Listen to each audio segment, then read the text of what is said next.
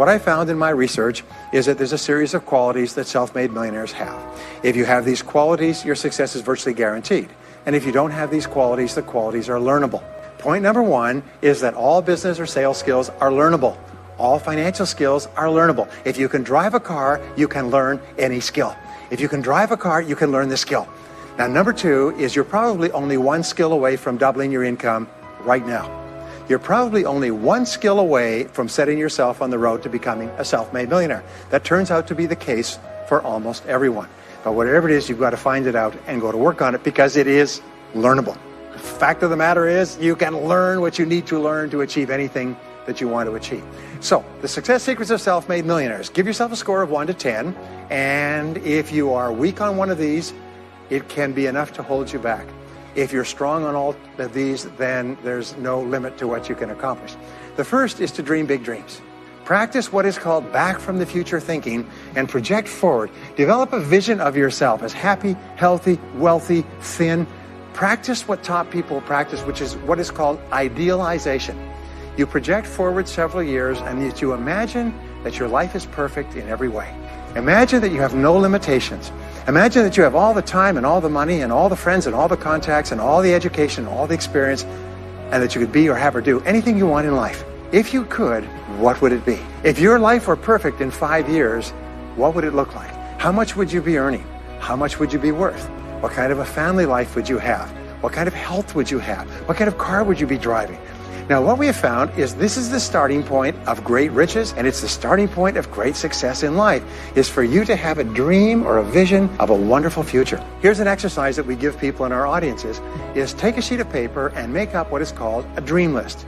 Now, imagine this is kind of like a kid's Christmas list, and that it just allows you to just run wild and just write down everything that you could think of that you could possibly want.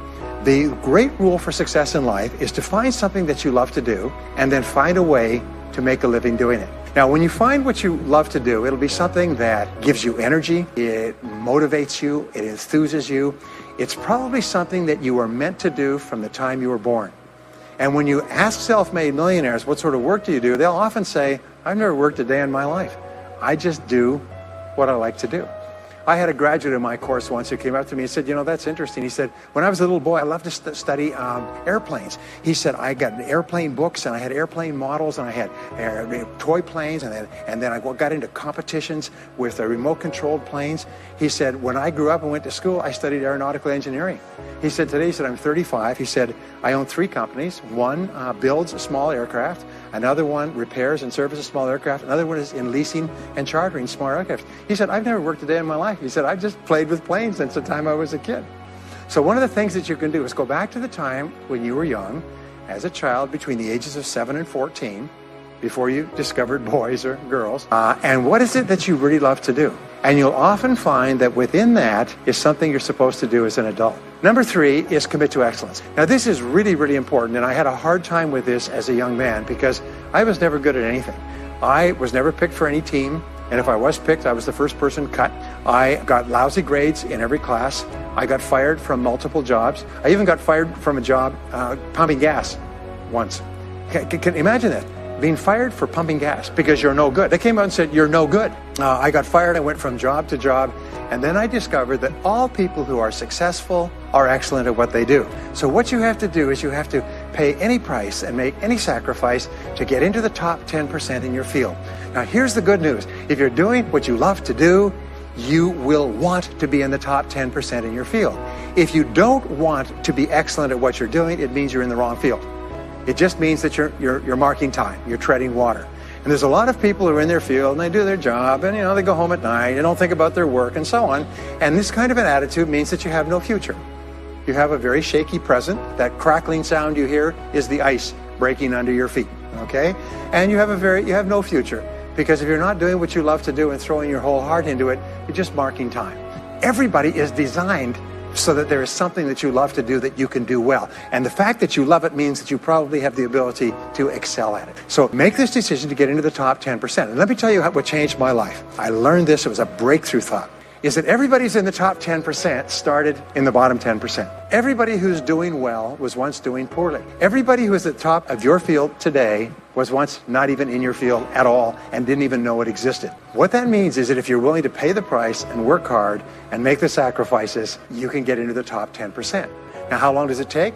It doesn't take a week or a month. Most people are really impatient. To achieve mastery in your field takes 5 to 7 years. When you're really good at what you do, you feel wonderful about yourself. You're respected and esteemed by everybody around you. You can write your own ticket. You can open any door when you're good at what you do, because you get up in the morning and you know you're good. And that is more important than the rewards that go with it. The next key is to develop your unique talents and abilities.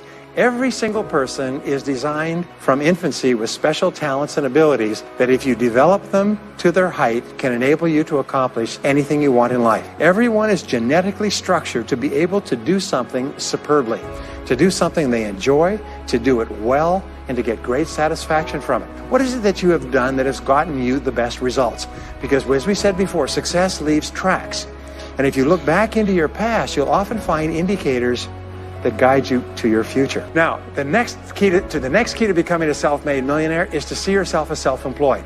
What we found is the top 3% of adults in our society see themselves as self-employed. They see themselves as in charge of their own lives. When I started off my career as a young man, I was 21 years old, working as a construction laborer, living in a one-bedroom apartment, broke, taking buses 2 hours every morning to get to work and buses 2 hours to get back. I still remember that, and I still remember a light going off one evening. I was sitting there in my little apartment, in my little kitchen alcove, and I suddenly realized that I was responsible. Is that I was in charge of my own life, that no one was coming to the rescue. And it was one of the great turning points in my life.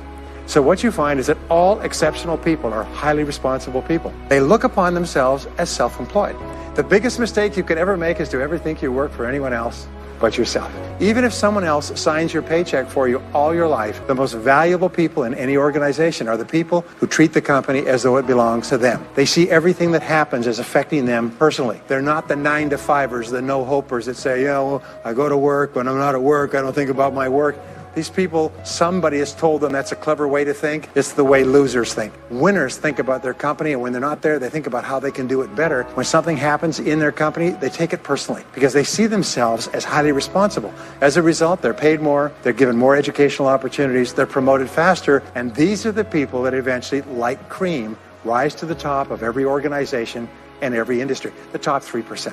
The next key is to develop a clear sense of direction. Developing a clear sense of direction means that you need to become intensely goal-oriented. We find that all successful people are goal-oriented. There's an old saying, you can't hit a target that you can't see. You've got to know what you want in every area of your life. Some years ago, I worked with the Hunt Oil Company in Texas. The Hunt Oil Company was founded by H.L. Hunt, who became the wealthiest self-made multi-billionaire in the world. At his peak, he owned 200 companies and had a royalty income of $3 million a day. Most phenomenal man, by the way. And he was interviewed by a friend of mine on television before he died in the early 70s. And he was asked, what are the secrets to success? He said, the keys to success have only been 2 through all my life, and I will tell you what they are. Number 1, he said, decide exactly what it is you want and write it down and make a plan to achieve it. And number 2 is determine the price you're going to have to pay to get it and then resolve to pay that price.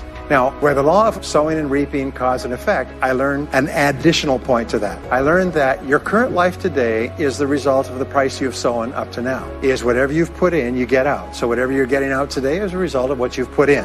If you don't like what you're getting out, what you have to do is you have to put in something different. What I found is that life is always just in the long run. So therefore, life says there's a price you have to pay, and there's 2 qualities. First of all, you have to pay the price in full for your success. And second of all, you have to pay the price in advance. You don't get it afterwards. The way the world works is first you put in what you need to put in, and then you get out the rewards. So you have to ask yourself, what is the price that you have to pay to achieve the success that you desire? And you have to write it down and make a plan and work on it every day.